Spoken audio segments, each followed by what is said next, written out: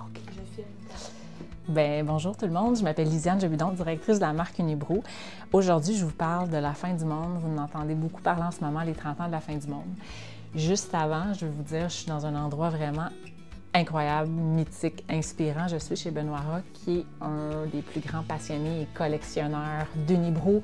Il y a ici des archives, des artefacts, il y a des éditions limitées qu'on n'avait jamais vues. Même à Chambly, dans nos listes de lancement de produits, il y a des choses qu'on n'avait jamais vues. Fait que je suis vraiment contente de faire une vidéo ici pour vous. Donc, pourquoi on entend parler de la fin du monde, des 30 ans de la fin du monde ces temps-ci? Parce que c'est une bière qui a marqué le paysage brassicole québécois. C'est une emblème au Québec, c'est l'icône de la brasserie. C'est une bière que, lorsqu'elle est sortie en 1994, elle a vraiment chamboulé le marché. De un, ça a mis des standards, je pense à des produits de qualité, des produits d'inspiration belge qui n'existaient pas au Québec, des produits qui sont brassés avec des épices, avec des aromates. 9 % d'alcool aussi, c'est des produits qui n'existaient pas à l'époque. C'était illégal, une bière à 8-9 % d'alcool en 94-93. Donc, c'est pour ça que ça a révolutionné le marché. Puis, donc, tous ceux qui ont, comme moi, 45 ans et plus, se rappellent, on a toute une anecdote avec la fin du monde parce qu'on était majeurs et tout près à cette époque-là. C'est dans les premières bières craft qu'on buvait, mais encore aujourd'hui, après 30 ans, c'est une bière qui performe sur les tablettes, qui est encore innovante, qui continue d'inspirer les nouvelles générations à la découvrir et ma génération et les plus vieux de la redécouvrir. Puis encore aujourd'hui, je vais ajouter la fin du monde a 67 médailles internationales à son actif, 4 fois médaillée d'or au monde, meilleure bière de style belge au monde dans sa catégorie au World Beer Award de Londres. C'est sur 47 bières au total. La fin du monde a gagné parmi des bières belges, des bières françaises. Donc, on peut vraiment être fiers de notre fleuron québécois. Donc, on voulait faire quelque chose d'original. On ne peut pas faire quelque chose de standard avec une bière aussi exceptionnelle.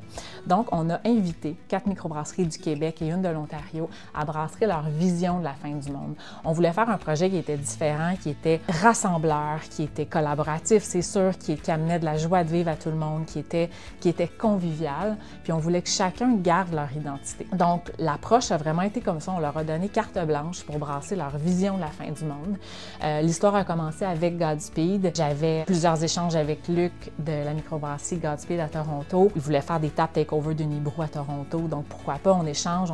Puis là, on en vient à parler d'un projet de collaboration. Je lui explique le projet. Est-ce que tu accepterais de brasser un hommage à la fin du monde?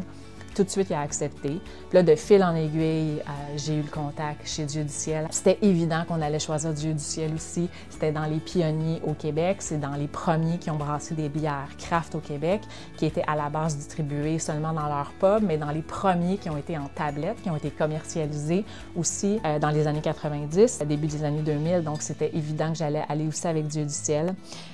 Messorem, c'est le nouveau trend, c'est la nouvelle génération de brasseurs. Ils fêtent leur 6e anniversaire. Ils grandissent de façon exponentielle au niveau international. Ils sont ultra inspirants. Donc, je voulais les avoir dans le projet.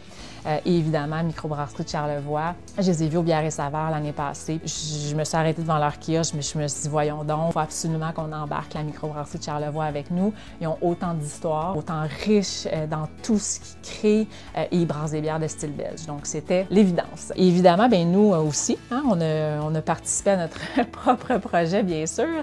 Donc, on a brassé un brassin hommage à la fin du monde. Les amateurs de fin du monde ne seront pas déstabilisés avec ce produit-là. Ça reste une bière de style belge, triple à 9 % d'alcool. Donc, je vais l'ouvrir. C'est vraiment excitant parce que c'est la première fois que j'en ouvre une. Cette bière-là est tout fraîchement sortie de la brasserie. Elle n'est même pas encore sur les tablettes.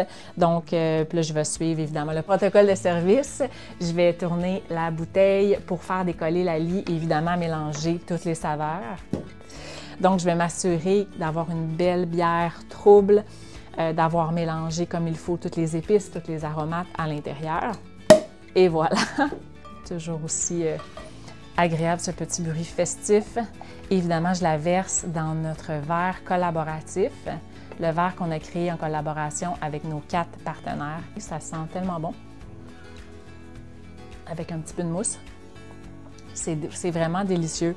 En fait, ce que ça l'amène, le poivre des dunes, évidemment, ça l'amène une touche poivrée. Et la baie de genévrier qu'on retrouve dans plusieurs gins, ça va amener des arômes qui sont plus herbacés, puis des arômes citronnés qui fit avec la fin du monde de façon vraiment harmonieuse. C'est vraiment un produit ultra intéressant. Vous allez la retrouver dans toutes les épiceries au Québec, là, IGA, Métro, les dépanneurs spécialisés. Même chose pour les produits collaboratifs. D'excellents produits, tous différents les uns des autres. Faites-vous des dégustations à la maison. Il y en a qui vont être un petit peu plus difficiles à trouver, mais vraiment, je vous conseille de tous les essayer. C'est tous des produits exceptionnels qui rendent un hommage parfait à cette icône de chez nous. Donc, j'élève mon verre à 30 ans d'audace et d'innovation. Longue vie à la fin du monde.